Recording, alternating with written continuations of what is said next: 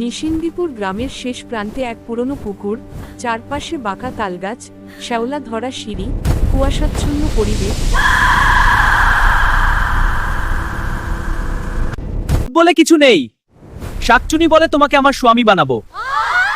এটা কি? অর্ণব, কি হয়েছে? আমি এই মেয়ের প্রেমে পড়েছি। না, ওটা একটা শাকচুন্নি। আমি বিশ্বাস করি না। কপালে সিঁদুর, হাতে লাল শাখা, চুল উড়ছে, এক কলেজ পড়ুয়া ছেলে বন্ধুদের সামনে হাসছে। সন্ধ্যার আলো, পেছনে অন্ধকার পুকুর, বন্ধুরা ভীত মুখে তাকে। আমার সাপের দে, আমার স্বামী। ওটা কি? ফেরত দাও, বাঁচাও। আমার সংখ্যায় ফেরত দে, আমার স্বামী, আমার স্বামী, আমার স্বামী, আমার সংখ্যা। কালো ডানা মেলে আকাশে উড়ছে, নিচে পুকুরের সিঁড়িতে লাল শাখা পড়ে আছে। সে আর আগের মতো নেই।